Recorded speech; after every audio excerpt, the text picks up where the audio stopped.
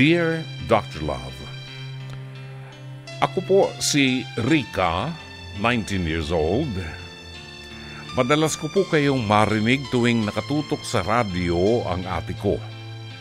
Gusto niya po kasi ang mga payo niyo at inaabangan niya rin po itong liham kasaysayan ninyo. Dr. Love, gusto ko po sanang humingi ng tulong. Ang aking mga magulang po kasi pinalalayas na ako. Dr. Love, maiintindihan ko po kung ako po yung tipong pabigat sa buhay, tambay, perwisyo, pero ang kalagayan ko, iba naman po sa mga nabanggit ko. Matagal na po akong nag-stop mag-aral dahil wala na pong pampaaral sa akin. Tumutulong na lamang po ako sa aking nanay at mga kapatid na babae sa mga pagtitinda nila at pagtanggap ng labada. Kung minsan nga po ay tumatanggap na rin po ako ng mga kontrata ng paglilinis ng mga bahay sa malapit na subdivision sa aming lugar. Dr. Love, pinalalayas po ako ng mga magulang ko dahil ayoko pong mag-asawa. Ang dalawang kapatid kong babae, napilit po nilang sumama sa lalaking kahit papaano may trabaho, kaya naman ngayon, hindi na nila pasanin ang pagkain nito at ang buhay nito. Isa pa, nakakatulong na rin sa kanila. Nakakapag-abot-abot ng panggastos at tingin ko po, Dr. Love, ganun din ang gusto nilang mangyari sa akin. Ibigay na ang responsibilidad nila sa akin sa ibang tao. Mali po ba ako ng tingin? Kasi kung hindi, ano po ba ang posibleng dahilan? Wala pa po akong ginugustong lalaki di tulad ng bintang ng tatay ko sa akin, kaya ayokong pumayag. Sadyang alam ko lamang po sa sarili ko na hindi pa ako handa at ayoko pa. Isa pa, Dr. Love, hindi ko po lubos na kilala yung lalaki. Basta't ang sabi lang ng tatay, nagtatrabaho raw po sa factory at wala pang pamilya. Pero sa tingin ko mukhang may edad na. Ayoko po doon, Dr. Love. Ano po ba ang pwede kong gawin? Tuluyan pong lumayas dahil hindi ko kayang sundin ang utos nila? O sumunod na lamang dahil mga magulang ko sila at sila ang nakakaalam? Ano ba, Dr. Love, ang mabuti sa akin? Bukod po sa payo niyo, Dr. Love, isa pang dahilan ko sa pagsulat ay marinig po sana ito ng ate ko na masugid ninyong tagapakinig, si Ate Rhea. Sana po, pag narinig niya ang dahilang ito, ipagtanggol niya naman po ako. Huwag niya po sanang hayaan na matulad ako sa kanila. Sumama sa lalaking hindi nila minamahal. Dr. Love, payuhan niyo rin po sana ang dalawa kong kapatid na yon dahil alam ko po at nakikita ko po na inaabuso sila ng mga lalaking kanilang napangasawa. Wala lang silang magawa dahil tinatakot silang ibabalik sila sa magulang nila at alam kong ayaw nila ate noon dahil aawayin sila ni nanay at saka ni tatay. Dr. Love, kahit po hindi ko malaman saan pupunta ang buhay ko, naniniwala po ako na kahit papaano pwede pa po akong mangarap. May pwede pa akong gawin para maiba ang tadhana ko sa kanila. Payuhan niyo po kami, Dr. Love. Maraming salamat po. Umaasa, Rica ng Laguna. Sana'y ang mga kapatid mong babae ay nakikinig ngayon. Minsan ay may nakausap ako na isang magulang na ang sabi niya walang magulang na maaaring magkamali para sa kaniyang anak. Walang magulang na maaaring magkamali ng desisyon para sa kaniyang anak. Well, in general, Yan po talaga ang magulang. Ang magulang ang pinagkatiwalaan ng Diyos upang gabayan ang ating mga anak, upang maging mabuting mamamayan ng ating bansa at maging isang mabuting mananampalataya ng Diyos. Kaya tungkulin po ng magulang ang ipakilala ang Diyos at bumuo ng values, moral values sa kanyang mga anak. Hindi po ginusto ng ating mga anak na isilang sila sa mundo. Kagagawan ho nating mga magulang yan. Kaya tayo nagbubuntis kasi ho nakikipagtalik tayo sa asawa natin. At yun ay act of love. Kaya nabubuo ang bata, it is an act of love. At ito ay biyaya ng Diyos na ipinagkakatiwala sa atin. Nakalulungkot po ang katotohanan na may mga magulang itong mga panahong ito na gagamitin ang mga anak para lamang kumita ng pera dahil sa mga makamundong bagay. Nakalulungkot po sapagkat totoong nangyayari ito. Katunayan, dyan sa amin sa Taguig City, ilang beses na pong may nahuli na doon sa likod ng City Hall ng Taguig.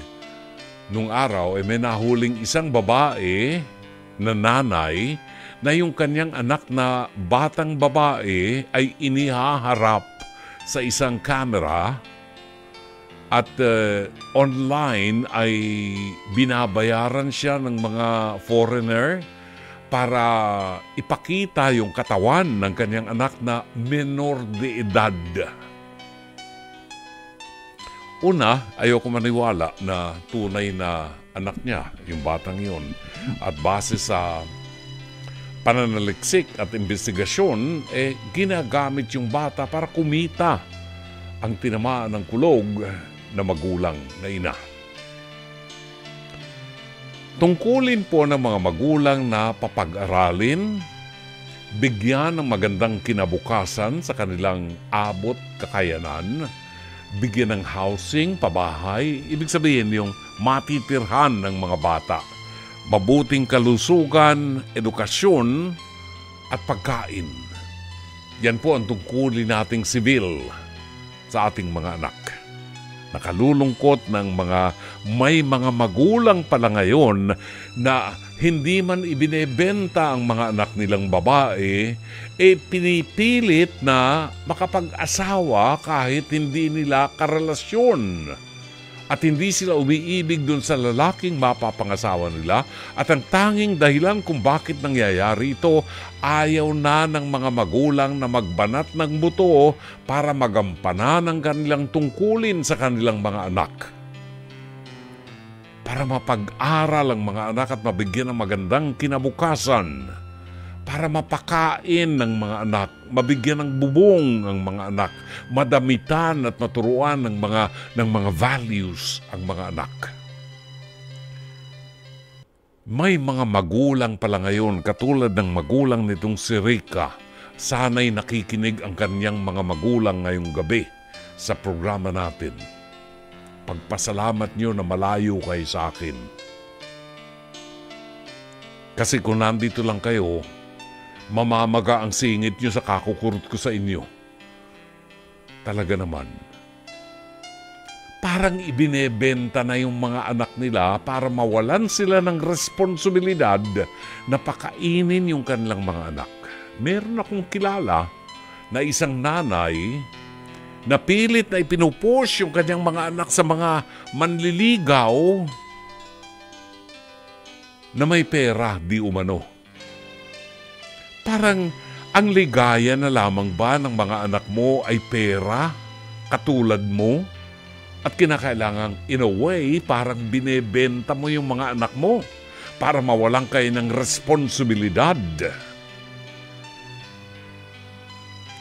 Dito sa kapatid ni Rica, sa kanyang dalawang kapatid, sang-ayon kay Rica, napupunan niya na hindi rin masaya ang kanyang dalawang kapatid na babae na napilitang mag-asawa sapagkat sinasaktan ng kanilang mga asawa. Bakit nga hindi, Rika? Sapagkat walang respeto ang kambing na mga lalaking yan na ang tanging intensyon lamang ay makuha ang katawan ng iyong mga kapatid na babae. Sapagkat hindi sila naghirap, walang namamagitang pag-ibig sa kanila, at ang tanging naghahari sa isip nitong mga buwisit ng mga lalaking ito ay yung karnal, pangangailangan sa kanilang katawan. Ipaliwanag mo sa iyong mga kapatid, Rika, na may karapatan sila. May karapatan sila, lalo kung kasal, ha? Kung hindi kasal, layasan na nila yan. Kung kasal sila, may karapatan sila na protektahan ang kanilang sarili. Hindi sila po pwedeng saktan ng kanilang mga asawa. This is a violation to Philippine laws. Violence against women and children. Violence against women and children. Alam ba ninyo na ang asawang babae ay hindi po pwedeng makipagtalik, hindi pwedeng piliting makipagtalik sa atin?